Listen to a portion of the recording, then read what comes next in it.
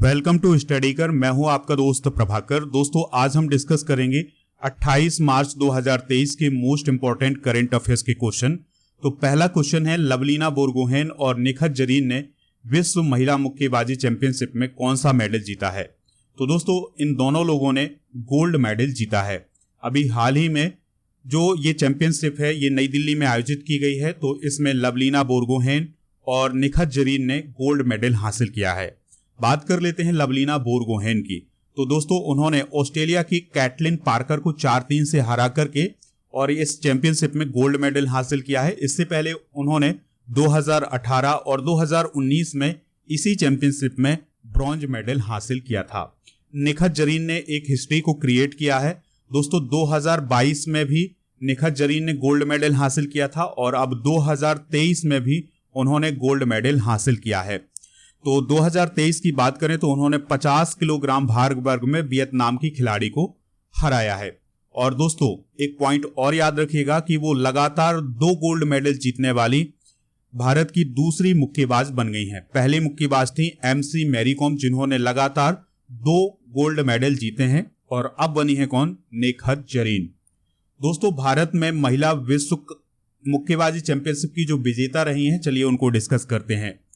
तो दोस्तों MC Mary com ने 6 बार इस चैंपियनशिप को जीता है। कब कब जीता है? 2002, 2005, 2006, 2008, 2010 और 2018। यानी कुल मिलाकर के MC मैरी कॉम ने महिला विश्व मुक्केबाजी चैंपियनशिप को 6 बार जीता है। इसके बाद हैं दोस्तों जो इसके विजेता हैं वो हैं सरिता देवी, इन्होंने 2006 में, जेनी RL ने 2006 में, लेखा केसी ने 2006 में, निखत जरीन ने 2022 और 2023 में जीता है, नीतू घनघस ने 2023 में, स्वीटी बुरा ने 2023 में और लवलीना बोरगोहेन ने 2023 में महिला विश्व मुक्केबाजी चैंपियनशिप का खिताब जीता है। देखिए दोस्तों आपको एक पॉइंट और याद रखना है कि 2023 में भारत को कितने गोल्ड मेडल हासिल हुए हैं महिला विश्व मुक्केबाजी चैंपियनशिप में? तो 4 गोल्ड मेडल हासिल हुए हैं। अब वो 4 गोल्ड मेडल किसने लिए हैं? तो पहला है दोस्तों निखत जरीन, और दूसरा है नीतू घनघस, तीसरा नाम है स्वीटी बुरा का, और चौथा नाम है लवलीना बोरगोहेन का। अब ये जो महिला विश्व मुक्केबाजी चैंपियनशिप होती है ये कौन करवाता है? तो दोस्तों इसको करवाता है अंतरराष्ट्रीय मुक्केबाजी संघ, जिसकी स्थापना 1946 में हुई थी और इसका मुख्यालय स्विट्जरलैंड के लोसेन में है। तो ये इंपॉर्टेंट पॉइंट है, इन्हें आप नोट कर लें। दोस्तों आप देख रहे हैं स्टडी कर पर डेली करंट अफेयर्स में 28 मार्च 2023 के मोस्ट इंपॉर्टेंट करंट अफेयर्स के क्वेश्चन। तो आप इस पूरे लेक्चर को बहुत ही ध्यान से लास्ट तक जरूर देखिएगा। लास्ट में आपसे क्वेश्चन पूछा जाएगा जिसका आंसर आपको कमेंट बॉक्स में देना है। चैनल पर अगर आप पहली बार आए हैं सब्सक्राइब कर लें और बेल आइकन भी दबा लें, जिससे आपको समय पर सबसे पहले नोटिफिकेशन मिल सकेगा। हमारे जितने भी सोशल मीडिया प्लेटफॉर्म हैं उन पर भी आप हमें फॉलो कर लें, सभी का लिंक डिस्क्रिप्शन बॉक्स में दिया गया है। दोस्तों अगर आप मध्य प्रदेश की किसी भी एग्जाम की तैयारी कर रहे हैं या SSC बैंकिंग की तैयारी कर रहे हैं तो उसके लिए मॉक टेस्ट हमारे ऐप पर उपलब्ध है। ऐप का लिंक डिस्क्रिप्शन बॉक्स में दिया गया है। ये जो मॉक टेस्ट हैं हिंदी और अंग्रेजी दोनों माध्यम में है, तो आपके लिए बहुत ही यूजफुल हैं। अगर आपको इसमें डिस्काउंट चाहिए तो मेरा कूपन कोड यूज करिएगा PS100, आपको इसमें डिस्काउंट भी मिल जाएगा। इसके अलावा डेली करंट अफेयर्स का जो PDF है वो आप हमारे ऐप से डाउनलोड कर सकते हैं, उसका लिंक डिस्क्रिप्शन बॉक्स में दिया गया है। अगला क्वेश्चन है, वीमेंस प्रीमियर लीग 2023 का खिताब किसने जीता है? तो दोस्तों WPL यानी वीमेंस प्रीमियर लीग 2023 का खिताब जीता है मुंबई इंडियंस ने। तो मुंबई इंडियंस पहली ऐसी टीम बन गई है जिसने वीमेंस प्रीमियर लीग का पहला खिताब जीता है। दोस्तों मुंबई इंडियंस ने 26 मार्च 2023 को वेब्रॉन स्टेडियम जो कि नवी मुंबई में है, तो वहां पर खेले गए फाइनल मुकाबले में दिल्ली कैपिटल्स को हराया है, 7 विकेट से हराया है और फाइनल मैच जीता है। दोस्तों मुंबई इंडियंस के कप्तान कौन है? हरमनप्रीत कौर हैं, और दिल्ली कैपिटल्स की कप्तान कौन थी? मैग लैनिंग थी। और जो WPL है इसका आयोजन 4 से 26 मार्च 2023 तक किया गया है। अब ये जो WPL हुआ है इसमें कुछ पुरस्कार भी दिए गए हैं, तो उनको भी आप नोट कर लीजिएगा क्योंकि एग्जाम में पूछे जा सकते हैं। Final safari powerful striker of the match चुना गया है राधा यादव को। Safari powerful striker of the season चुना गया है सोफी डिवाइन को। Emerging player of the season चुना गया है यस्तिका भाटिया को। फेयर प्ले अवार्ड दिया गया है मुंबई इंडियंस और दिल्ली कैपिटल्स को। कैच ऑफ द सीजन मिला है हरमनप्रीत कौर को। पर्पल कैप उस खिलाड़ी को दिया जाता है जिसने सबसे अधिक विकेट लिए होते हैं, तो पर्पल कैप का खिताब मिला है हेले मैथ्यूज को। ऑरेंज कैप उस खिलाड़ी को दिया जाता है जिसने सबसे अधिक रन बनाए हों सीजन में, तो ये मिला है दोस्तों मैक लेनिंग को। सबसे मूल्यवान खिलाड़ी का जो पुरस्कार है ये मिला है हेले मैथ्यूज को, जो कि मुंबई इंडियंस के लिए खेलती थी। तो दोस्तों ये पुरस्कार जो है इंपॉर्टेंट है आपके एग्जाम के पॉइंट ऑफ व्यू से। अगला क्वेश्चन है, जम्मू कश्मीर में नियंत्रण रेखा के पास माता शारदा देवी मंदिर का उद्घाटन किसने किया है? तो दोस्तों ये जो उद्घाटन किया है ये अमित शाह ने किया है। तो अमित शाह हमारे देश के गृह मंत्री हैं, सहकारिता मंत्री हैं, तो उन्होंने जम्मू कश्मीर के करनाह सेक्टर में नियंत्रण रेखा के पास माता शारदा देवी के मंदिर का वर्चुअल उद्घाटन किया है। दोस्तों शारदा पीठ के तत्वाधान में मंदिर की जो वास्तुकला है और निर्माण विधि है वो हिंदू शास्त्रों के अनुसार की गई है। और यहाँ पर जो मूर्ति आई है शारदा माँ की, तो ये श्रृंगेरी मठ से आई है।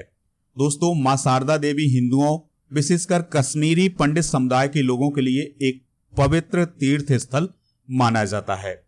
अगला क्वेश्चन है, WHO ने दक्षिण पूर्व एशिया क्षेत्र में किस रोग के उन्मूलन के लिए कार्रवाई करने का आह्वान किया है? तो दोस्तों अभी हाल ही में WHO ने जो दक्षिण पूर्व एशिया के देश हैं उनसे ये कहा है कि आप क्षय रोग को खत्म करने के लिए तीव्र कार्रवाई कीजिए, यानी बहुत तेजी से कार्रवाई कीजिए।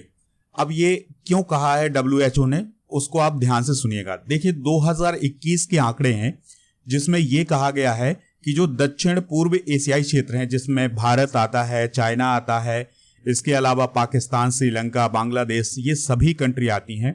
तो दोस्तों इस क्षेत्र में 2021 का आंकड़ा बहुत ही डरावना है।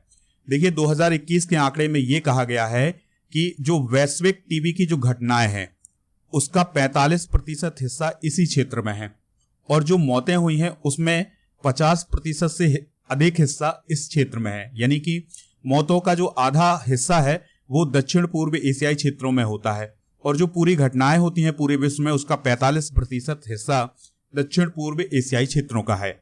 इसलिए ये चिंता का विषय है। तो WHO ने दक्षिण पूर्व एशियाई क्षेत्र से ये कहा है कि आप तीव्र कार्रवाई करिएगा जिससे टीबी को खत्म किया जा सके। दोस्तों विश्व स्वास्थ्य संगठन यानी WHO की बात करें तो इसकी स्थापना 7 अप्रैल 1948 को हुई थी। इसका मुख्यालय जेनेवा स्विट्जरलैंड में है।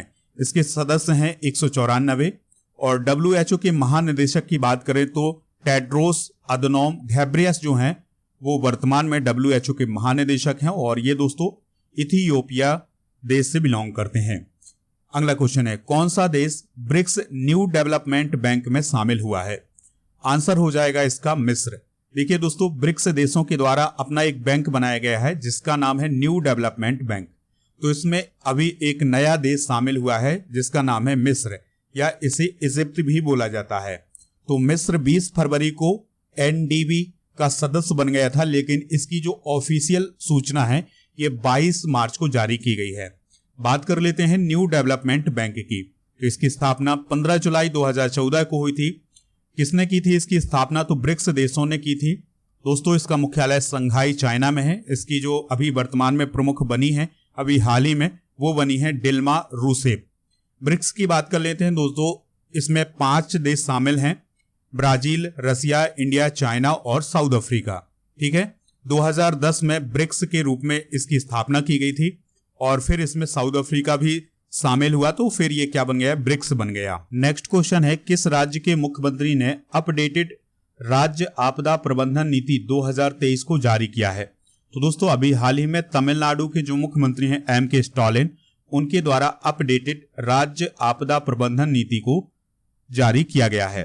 दोस्तों इस नीति का उद्देश्य क्या है? तो मजबूत आपदा प्रबंधन तंत्र की मदद से आपदाओं के नेगेटिव प्रभाव को कम करना, जीवन संपत्ति की हानि और महत्वपूर्ण बुनियादी ढांचे के नुकसान को कम करना, आर्थिक और विकास लाभों को बनाए रखना। दोस्तों बात कर लेते हैं यहां पर तमिलनाडु की। तो तमिलनाडु की लोकेशन आप ये देखिएगा इंडिया के मैप में, ये है लोकेशन तमिलनाडु की। चेन्नई इसकी कैपिटल है और मुख्यमंत्री हैं M.K. स्टालिन, राज्यपाल हैं R.N. रवि, राजकीय पशु है नीलगिरी तहर, राजकीय पक्षी है कॉमन एमर्ड डब, और राष्ट्रीय उद्यान है गिंडी राष्ट्रीय उद्यान, गल्फ ऑफ मन्नार समुद्री राष्ट्रीय उद्यान, इंदिरा गांधी या अन्नामलाई राष्ट्रीय उद्यान, और मुदुबलाई राष्ट्रीय उद्यान और मुकुर्ती राष्ट्रीय उद्यान। ये सभी राष्ट्रीय उद्यान किस राज्य में है दोस्तों? तमिलनाडु में है। अगला क्वेश्चन है, उत्तराखंड में एक खेल विश्वविद्यालय कहां स्थापित किया जाएगा? तो ये स्थापित किया जाएगा हल्द्वानी में। दोस्तों, उत्तराखंड के जो मुख्यमंत्री हैं पुष्कर सिंह धामी, तो उन्होंने अभी हाल ही में घोषणा की है कि कुमाऊं क्षेत्र के हल्द्वानी शहर में एक खेल विश्वविद्यालय स्थापित किया जाएगा। हल्द्वानी के जो अंतर्राष्ट्रीय स्टेडियम है, यानी कि हल्द्वानी का जो अंतर्राष्ट्रीय स्टेडियम है, उसको खेल विश्वविद्यालय में अपग्रेड किया जाएगा। उत्तराखंड के मुख्यमंत्री पुष्कर सिंह धामी और राज्यपाल गुरमीत सिंह हैं। अगला क्वेश्चन है, रिलायंस इंडस्ट्रीज लिमिटेड के नए मुख्य वित्तीय अधिकारी के रूप में किसे नियुक्त किया गया है? तो दोस्तों, अभी हाल ही में RIL के चीफ फाइनेंशियल ऑफिसर कौन बने हैं? श्रीकांत वेंकटचारी बने हैं। ठीक है।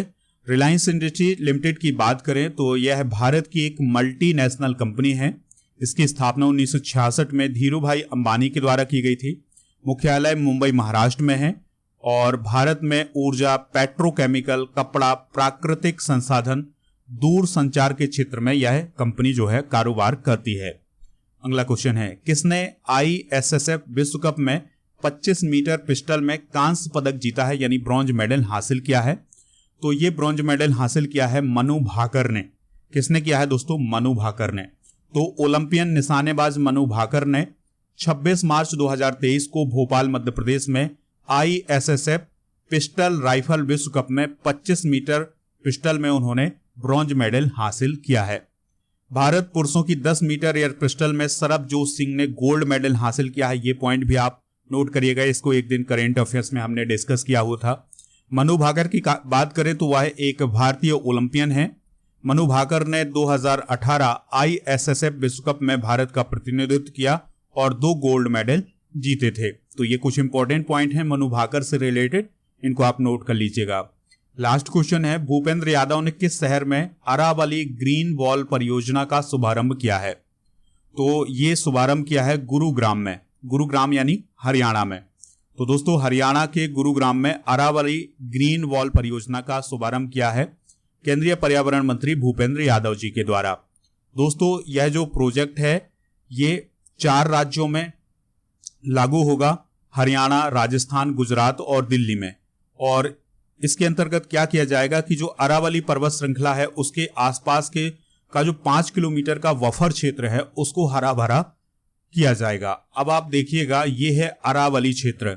ये आप जो लाइन देख रहे हैं, ये पूरी लाइन जो है ये अरावली पर्वत श्रृंखला है। ठीक है, जो कि हरियाणा, दिल्ली, राजस्थान और गुजरात में फैला हुआ है। और दोस्तों, इसी अरावली पर्वत पर माउंट आबू है जो कि राजस्थान में है। तो ये कुछ इंपॉर्टेंट पॉइंट हैं, इन्हें आप नोट कर लें। दोस्तों, अब हम कल के करंट अफेयर्स को रिवाइज करते हैं, फिर इसके बाद जनरल नॉलेज के पिटारे को डिस्कस करेंगे और फिर दोस्तों आपसे एक क्वेश्चन पूछेंगे जिसका आंसर आपको कमेंट बॉक्स में देना है। कल का पहला क्वेश्चन था, इसरो ने LVM-3 रॉकेट से OneWeb के कितने सैटेलाइट लॉन्च किए हैं? तो 36 सैटेलाइट लॉन्च किए हैं। A matter of the heart education in India के लेखक कौन हैं? अनुराग बेहर हैं। मुख्यमंत्री वृक्ष संपदा योजना किस राज्य में लॉन्च की गई है? तो ये छत्तीसगढ़ में लॉन्च की गई है। किसके नाम पर इंडियन नेवी ने हाल ही में 2 पुरस्कारों की घोषणा की है? तो जनरल बिपिन रावत के नाम पर 2 पुरस्कारों की घोषणा की गई है। BRO के द्वारा कितने दिनों में लेह मनाली का रणनीतिक राजमार्ग खोला गया है? तो 138 दिन में यह राजमार्ग खोला गया है। विश्व महिला मुक्केबाजी चैंपियनशिप में नीतू घनघस और स्वीटी बोरा ने कौन सा मेडल जीता है? गोल्ड मेडल जीता है। गुलामी के शिकार लोगों की याद का अंतर्राष्ट्रीय दिवस कब मनाया जाता है? 25 मार्च को। इंडिया कास्ट ने चीफ ऑपरेटिंग ऑफिसर के रूप में किसे नियुक्त किया है? पीयूष गोयल को नियुक्त किया है। किस मंत्रालय ने डिजी क्लेम मॉड्यूल लॉन्च किया है? कृषि मंत्रालय ने। इन्वेस्ट इंडिया का नया मैनेजिंग डायरेक्टर और CEO किसे नियुक्त किया गया है? मनमीत के नांदा को। तो दोस्तों, ये थे कल के करंट अफेयर्स के महत्वपूर्ण क्वेश्चन। अब आज के जनरल नॉलेज के पिटारे में डिस्कस करते हैं भारत में 2020 से 22 के बीच में जो तूफान और चक्रवात आए हैं उनको हम डिस्कस कर लेते हैं। तो दोस्तों, यास जो चक्रवात था ये ओडिशा और पश्चिम बंगाल में आया था, इसको प्रभावित किया था, बंगाल की खाड़ी में आया था और इसका नाम दिया था ओमान ने। तौकाते जो तूफान था ये महाराष्ट्र और गुजरात को प्रभावित करने वाला था, अरब सागर में आया था, म्यांमार ने इसका नाम दिया था। ब्यूरेवी ये तमिलनाडु और केरल में आया था, बंगाल की खाड़ी में, और मालदीव ने इसका नाम दिया था।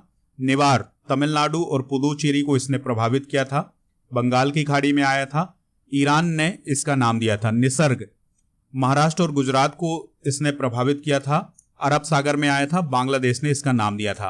अम्फान ओडिशा और पश्चिम बंगाल को प्रभावित करने वाला चक्रवात था और बंगाल की खाड़ी में आया था और इसको नाम दिया था किसने? थाईलैंड ने। तो दोस्तों ये इंपॉर्टेंट पॉइंट हैं, इन्हें आप नोट कर लें, एग्जाम के पॉइंट ऑफ व्यू से बहुत ही इंपॉर्टेंट हैं।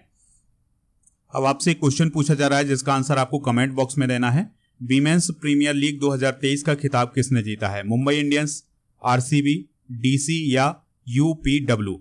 तो दोस्तों जो भी इसका राइट आंसर हो कमेंट बॉक्स में जरूर बताइएगा। पीडीएफ डाउनलोड कर लें ऐप से, लिंक डिस्क्रिप्शन में दिया गया है। और लेक्चर पसंद आया है तो आप इसे लाइक करें, शेयर करें सभी दोस्तों को सभी सोशल मीडिया प्लेटफॉर्म पर। और दोस्तों जो भी इससे रिलेटेड यानी इस क्वेश्चन के आंसर से रिलेटेड महत्वपूर्ण जानकारी है वो आप कमेंट बॉक्स में जरूर बताइएगा। जय हिंद, वंदे मातरम।